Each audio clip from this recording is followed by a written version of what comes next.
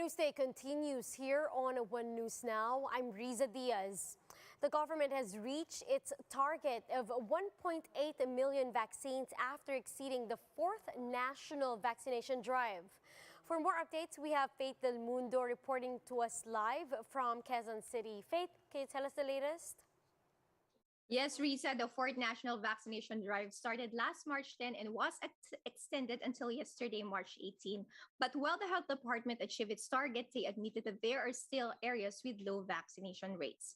During the Laging Handa briefing, National Vaccination Operations Center co-lead Dr. Kesha Rosario said, vaccine hesitancy is still a problem. And to address this, the health department eyes to conduct special vaccination days for areas with low inoculation rates. This includes Cebu, Mindanao, Lanao del Sur, Region 12, and the BARMM.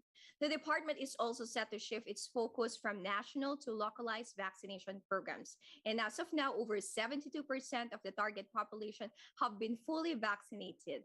Meanwhile, Dr. Butch Ong of Octa Research said the country still maintains a low average of COVID-19 infections for the past weeks.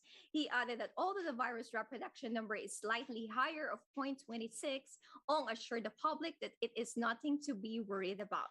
Their projection in April also tells us that if cases will continue to lessen and if no new variant emerges, then the country might be placed under low or very low risk category by then.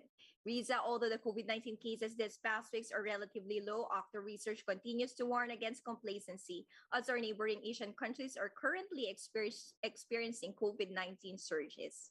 Riza? Thank you. And that was Faith Del Mundo reporting live from Quezon City. Meanwhile, China reports its first COVID-19 death in over a year. 2 deaths were recorded in China's northeastern region of Jilin, bringing its death toll to 4,638. Now, the country has also reported over 2,000 new community transmissions, with the majority found in the region. Meanwhile, Hong Kong reported around 20,000 new COVID-19 cases. Some health experts, however, said that it may be significantly higher due to unreported infections. Hong Kong leader Carrie Lam is set to provide an update on COVID-19 restrictions around this week. We'll be back with more stories after the break. Keep it here on One News.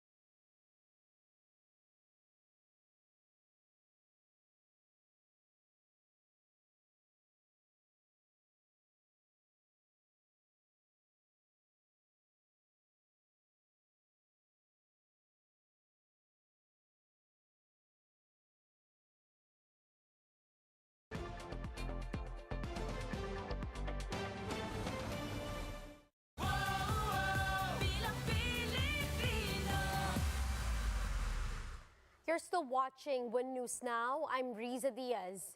Lawmakers are urged to investigate cyber attacks against media websites that are fact-checking election-related content. A journalist group says over 50 news sites have been victimized, including One News. Jen Kalimon with a story. After releasing articles on election-related issues, several news sites have become targets of cyber attacks. These include Interaction, Press1.ph, and Mindanao Gold Star Daily. According to the National Union of Journalists in the Philippines, or NUJP, hackers were able to attack these sites through distributed denial of service or DDoS attacks. This slows down the loading of data of a website. May mga bots that will flood your server with requests, no? So parang it simulates actual website traffic, pero marami siya, like hundreds of thousands or in the millions yata, na hindi nakakayanin ng website. So it goes down. Starting December last year, around 15 news sites have reportedly been victims of cyber attacks. These include the Rappler website, ABS-CBN, CNN, Vera Files, and One News. Itong mga websites na to are fact-checkers din. So, yun yung tinitingnan namin na posibleng angle there, na maybe there are people who don't want the fact checks out or people who don't want readers to have access to these fact checks. The problem, however, is that the culprit for the cyber attacks has yet to be found. Last year, a digital forensics group had traced the attacks from the hacker group Pinoy Vendetta, which was formerly praised by the NTFL-CAC. But the NUJP said it has yet to determine if they were indeed behind the attacks.